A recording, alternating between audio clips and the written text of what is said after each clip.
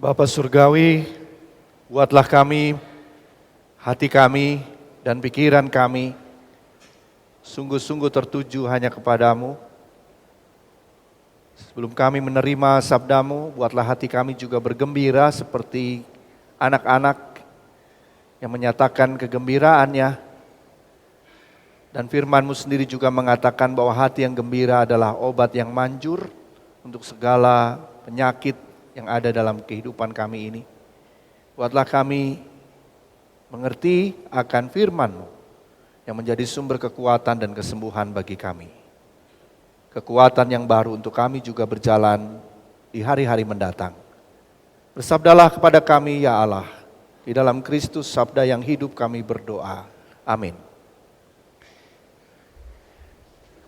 Injil Kristus menurut Lukas pasal 11 ayat 1 sampai 13.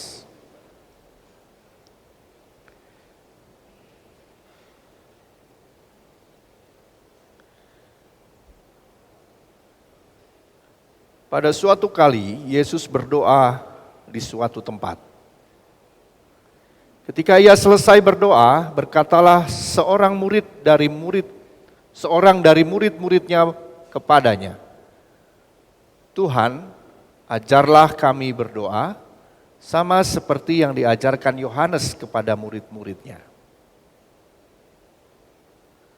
Jawab Yesus kepada mereka, apabila kamu berdoa, katakanlah, Bapa, dikuduskanlah namamu, datanglah kerajaanmu, berilah kami setiap hari makanan kami yang secukupnya, dan ampunilah dosa-dosa kami, sebab kami pun mengampuni setiap orang yang bersalah kepada kami. Dan janganlah membawa kami ke dalam pencobaan. Lalu katanya kepada mereka, jika seorang di antara kamu mempunyai seorang sahabat dan pada tengah malam pergi kepadanya dan berkata kepadanya, Sahabat, pinjamkanlah kepadaku 3 roti. Sebab seorang sahabatku yang sedang berada dalam perjalanan singgah ke rumahku dan aku tidak mempunyai apa-apa untuk dihidangkan kepadanya. Bagaimana mungkin ia yang di dalam rumah itu akan menjawab, jangan mengganggu aku, pintu sudah tertutup dan aku serta anak-anakku sudah tidur. Aku tidak dapat bangun dan memberikannya kepadamu. Aku berkata kepadamu, sekalipun ia tidak mau bangun dan memberikannya kepadanya karena orang itu adalah sahabatnya, tetapi karena sikapnya yang tidak malu itu ia akan bangun juga dan memberikan kepadanya apa yang diperlukannya. Karena itu aku berkata kepadamu, mintalah maka akan diberikan kepadamu. Carilah maka kamu akan mendapat. Ketuklah maka pintu akan dibukakan bagimu. Sebab setiap orang yang meminta menerima. Setiap orang yang mencari mendapat. Yang mengetuk baginya pintu dibukakan. Bapa manakah di antara kamu jika anaknya minta ikan, akan memberinya ular sebagai ganti ikan? Atau jika ia minta telur, akan memberinya kalajengking? Jadi jika kamu yang jahat tahu memberi pemberian yang baik kepada anak-anakmu, apalagi Bapamu yang di surga, ia akan memberikan Roh Kudus kepada mereka yang meminta kepadanya. Demikian sabda Tuhan yang menyapa kita pagi hari ini. Berbahagialah kita semua yang mendengarkannya serta melakukan dalam hidup setiap hari. Haleluya. Haleluya, haleluya, haleluya.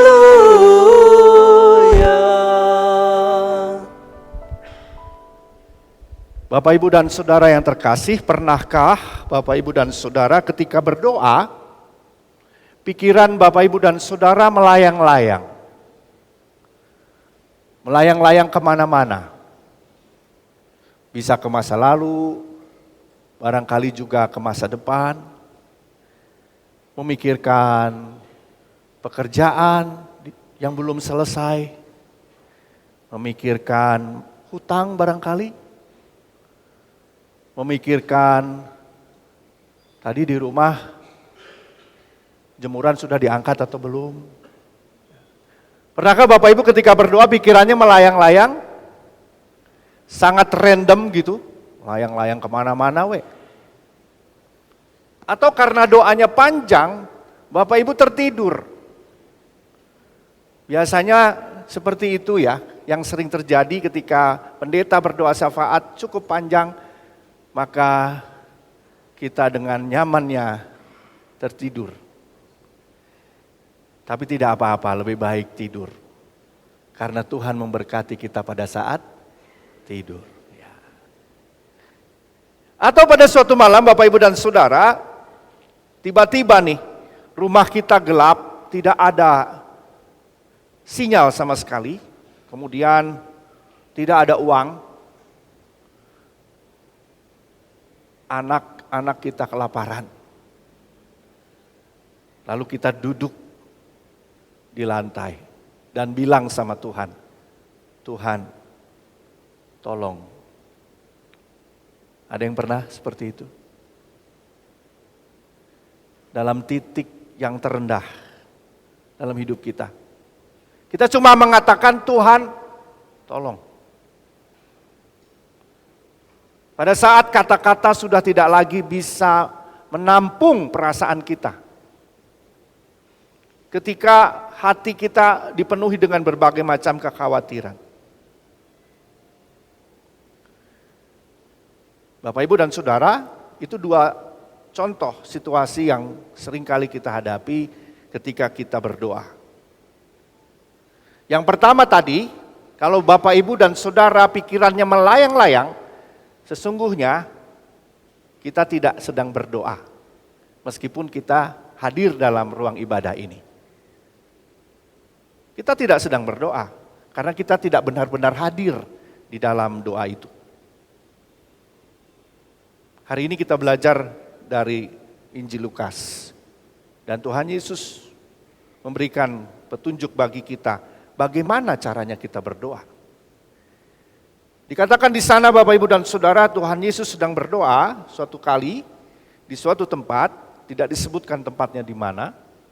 Dan ketika murid-muridnya melihat dia, saya menggambarkan, membayangkan, murid-murid ini melihat Tuhan Yesus berdoa,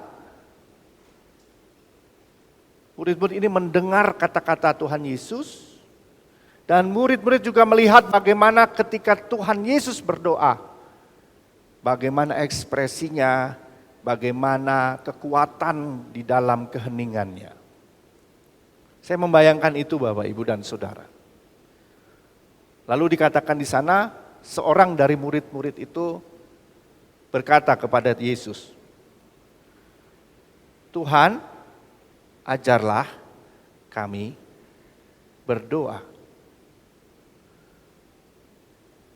Murid tidak minta diajari cara menyembuhkan. Murid tidak minta diajari bagaimana guru membuat mujizat. Tidak. Murid itu minta diajarkan berdoa. Ditambahkan di sana seperti yang diajarkan Yohanes kepada murid-muridnya. Jadi yang pertama diminta para murid adalah, Tuhan, ajarlah kami berdoa.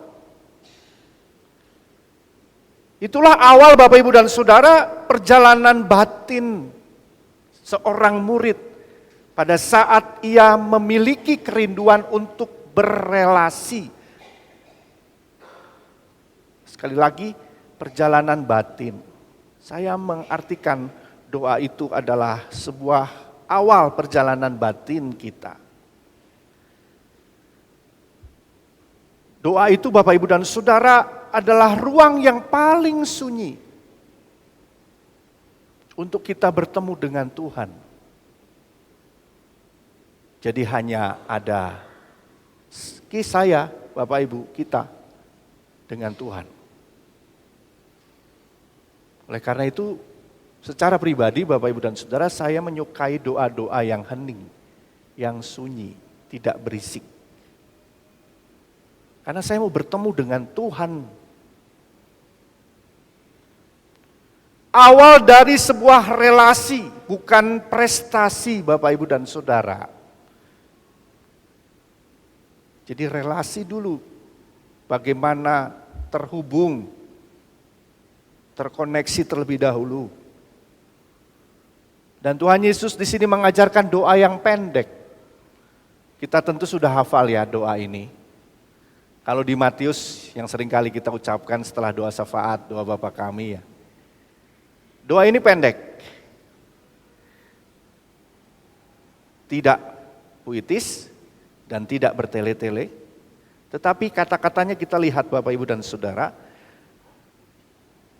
Apabila kamu berdoa, katakanlah kata Tuhan, Bapa, dikuduskanlah namamu. Atau Bapa kami, berikanlah kami, atau berilah kami. Kemudian ampunilah dosa-dosa kami. Kemudian janganlah membawa kami. Bapak Ibu, doa Bapa kami mengajarkan kita memulai doa itu bukan dengan keluhan. Bukan dengan daftar belanja Bapak Ibu dan Saudara. Daftar keinginan duluan. Tetapi dengan Bapa, sebutan Bapa adalah sebutan kedekatan kita dengan Allah. Kita berdoa bukan kepada bos, bukan kepada Tuhan, bukan kepada sistem semesta ini, entah di mana Allah itu, tetapi kepada Bapa yang mengenal kita lebih dari diri kita sendiri. Jadi mau dikatakan ada keintiman di dalam doa itu.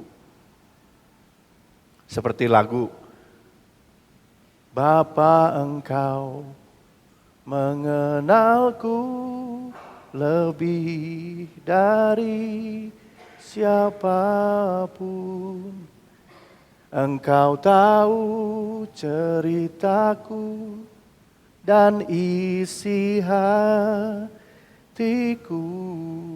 Jadi dimulai dengan kata Bapa, itu maksudnya Bapak Ibu dan Saudara, kita datang kepada Tuhan itu seperti anak-anak tadi yang berbicara sama orang tuanya tanpa dibuat-buat. Apa adanya. Kalau Bapak Ibu berbicara sama orang tua, saya berbicara sama orang tua, atau anak saya berbicara dengan saya, kan apa adanya. Kalau anak kita sudah mulai bisa bermain drama di depan kita, berarti itu sudah tidak tulus. Sudah ada apa-apanya itu. Tapi kalau apa adanya, kita sebagai orang tua akan paham, kan mengerti isi hati anak kita. Jadi kita tuh Bapak Ibu dan Saudara, kalau diminta untuk memimpin doa itu, jangan tidak mau. Berdoalah apa adanya. Tidak perlu pendidikan teologi yang tinggi. Tidak perlu dengan kata-kata yang puitis. Tidak perlu dengan kata-kata yang indah. Berdoalah dengan jujur. Bahkan doa yang menyebut atau mulai dengan kalimat Bapa, aku capek, keluhan ya. Tetapi lalu dilanjutkan dengan ketulusan kita. Jadi doa yang tulus itu lebih baik daripada doa yang terlalu panjang dan indah. Doa itu seperti kita berbicara kepada orang tua kita. Lalu di sini Bapak Ibu dan Saudara, Injil Lukas juga mengatakan, Yesus melanjutkannya dengan memberikan ilustrasi sederhana tentang seorang sahabat datang mengetuk pintu tengah malam ya. Seorang sahabat datang, dia minta roti. Dan rotinya itu Bapak Ibu diperuntukkan untuk siapa? Kalau kita baca di sana, rotinya itu bukan diperuntukkan untuk dirinya sendiri, tetapi diperuntukkan untuk sahabatnya yang lain. Doa itu Bapak Ibu dan Saudara dengan ilustrasi ini mau mengatakan bahwa doa itu tidak boleh egois. Doa itu bukan berbicara aku, saya, tetapi juga berbicara kami. Berbicara tentang komunitas, berbicara tentang aspek sosial yang terjadi dalam hidup ini. Jadi doa itu punya dimensinya bukan hanya personal tapi juga bersama-sama. Makanya Tuhan katakan Bapa kami, bukan babeh gue, tapi Bapa kami. Bahwa benar secara personal Tuhan mengenal kita lebih dari apapun, tetapi di sisi yang lain kita harus juga menyadari bahwa Bapa yang kita sembah itu juga mengajarkan kita untuk memahami dan peduli dengan kehidupan di sekitar kita. Dalam ilustrasi ini memang terkesan ini sahabatnya kok maksa banget ya minta roti untuk sahabatnya yang lain. Tapi maksudnya bukan itu Bapak Ibu. Ketika kita datang kepada Tuhan sebagai seorang sahabat, seperti seorang sahabat, doa adalah keberanian kita untuk datang apa adanya. Kalau Bapak Ibu punya sahabat, saya punya sahabat. Kalau ngomong sama sahabat kadang apa adanya ya. Jadi kalau ngomong apa adanya, sahabat itu tidak akan tersinggung. Demikian juga kita. Jadi ngomong apa adanya. Tidak usah pakai perumpamaan, tidak usah pakai pantun, tidak usah pakai puisi dan lain sebagainya. Tetapi apa adanya. Seperti dalam ilustrasi ini datang minta roti. Memang itu yang dibutuhkan. Jadi doa adalah keberanian kita tanpa malu untuk berbicara apa adanya. Bukan memaksa, tetapi berkata apa adanya. Kemudian juga Bapak Ibu dan Saudara, Yesus berkata, ayat favorit kita ya, mintalah, carilah, ketuklah. Mintalah, carilah, ketuklah. Saya memberikan pemahaman baru dalam penafsiran ini Bapak Ibu dan Saudara.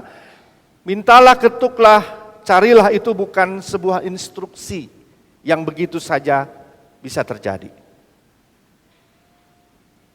Jadi seolah-olah kalau begitu saja terjadi itu Bapak Ibu dan Saudara, kita membuat Tuhan itu bergerak. Seolah-olah kita punya rumus. Jadi seperti handphone kita misalnya ada kuncinya di depan itu, bisa pakai fingerprint atau pattern. Bukan itu Bapak Ibu. Seolah-olah kalau sudah begitu jalanlah ini. Tuhan ini jalan sesuai dengan kemauan kita. Mintalah, carilah, ketuklah, saya artikan sebagai sebuah ajakan. Bapak Ibu, mintalah, carilah, ketuklah, ayo. Ajakan Tuhan untuk berjalan bersama-sama, bahkan kita tahu bahwa setiap doa itu tidak selalu dijawab langsung oleh Tuhan. Kita tahu bahwa doa itu membutuhkan proses. Kita tahu ketika kita minta sesuatu, tidak selalu itu diberikan oleh Tuhan. Itu maknanya Bapak Ibu. Jadi ketika kita meminta, ketika kita mencari, ketika kita mengetuk, kita berproses berjalan bersama Tuhan. Karena seringkali Tuhan tidak mengubah situasi kita. Tuhan tidak memberikan apa yang kita mau. Seringkali. Tetapi justru Tuhan mengubah kita dalam situasi itu. Kita minta persoalan ini pergi dari hidup kita, tapi yang Tuhan kasih justru kekuatan supaya persoalan ini bisa kita tanggung. Kita minta jalannya lancar. Tapi Tuhan kasih bukan jalan yang lancar. Kekuatan untuk kita bisa menempuh perjalanan ini. Itu Bapak Ibu. Jadi Tuhan itu bukan mesin otomatis yang begitu kita minta lalu keluar. Sehingga doa kita itu Bapak Ibu dan Saudara bukan memerintah Tuhan. Doa kita itu bukan menjadikan Tuhan seperti pembantu kita disuruh A, B, C, D, E, F, G. Tidak seperti itu. Kata minta, cari, dan ketuk itu adalah keterlibatan kita di dalam rencananya. Bahkan ketika apa yang kita rencanakan itu gagal, bahkan ketika apa yang kita inginkan tidak terjadi, Tuhan tetap minta, cari, dan ketuk bersama-sama dengan Dia.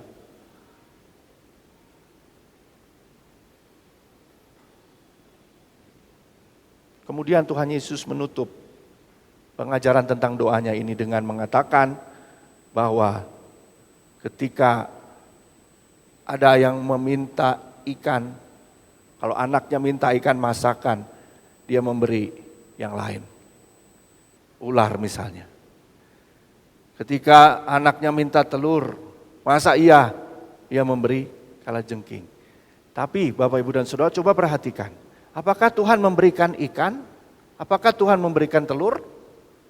Lukas mengatakan, bukan ikan dan telur yang dikasih sama Tuhan. Apa Bapak Ibu? Ayat 13 kita baca bersama-sama. Jadi, jika kamu yang jahat tahu memberi pemberian yang baik kepada anak-anakmu, apalagi Bapamu yang di sorga, Ia akan memberikan apa? Roh Kudus. Bukan ikan, bukan telur. Tuhan memberikan Roh Kudus. Kenapa Roh Kudus? Karena Roh Kudus Bapak Ibu dan Saudara adalah kehadiran Tuhan dalam hidup ini. Kehadiran Tuhan dalam hidup ini lebih dari sekadar ikan dan telur. Jadi please deh, jangan membatasi Tuhan hanya dengan hadirnya ikan dan telur. Please Bapak Ibu, jangan membatasinya di situ. Kehadiran Tuhan bisa dalam bentuk apa saja, barangkali bukan ikan. Bisa juga ayam, bisa juga babi, bisa juga yang lain. Tempe, tahu, bukan telur, tapi juga bisa jadi yang lain. Itu kehadiran Tuhan. Oleh karena itu Tuhan katakan, aku memberikan Roh Kudus. Roh Kudus itulah yang membuat kita memiliki kekuatan batin untuk berjalan. Roh Kudus itulah yang membuat kita memiliki hikmat untuk bertumbuh. Jadi ketika doa yang paling indah, itu adalah bukan doa yang dikabulkan, tetapi doa yang mana ketika kita meminta, mencari, mengetuk, Tuhan ada bersama-sama dengan kita. Itu sudah lebih dari cukup. Kalau Tuhan ada bersama-sama dengan kita. Lebih dari sekadar makanan dan minuman. Kehadiran Tuhan semoga mengubah cara pandang kita Bapak Ibu dan Saudara. Dari meminta Tuhan menyesuaikan keinginan kita. Menjadi kesiapan kita untuk dibentuk oleh Tuhan. Dalam setiap doa-doa yang kita panjatkan. Jadi Bapak Ibu, kalau tema kita hari ini doa sebagai tanda iman kepada Tuhan, maka ada komitmen di sana untuk kita dibentuk oleh Tuhan. Kita ubah doa kita yang tadinya banyak daftar belanja ya Bapak Ibu. 1, 2, 3, 4, 5. Diubah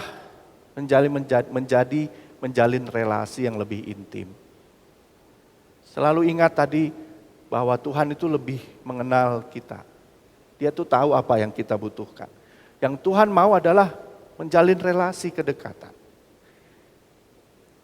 Doa yang tadinya mungkin tergesa-gesa diubah menjadi pelan-pelan dan penuh dengan penghayatan.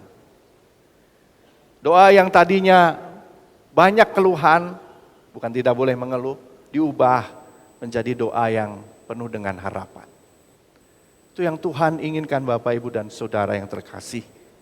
Sehingga kita bisa bertumbuh, dibentuk oleh Tuhan di dalam perjumpaan kita secara pribadi, maupun dalam kehidupan persekutuan kita secara komunal di dalam doa. Amin.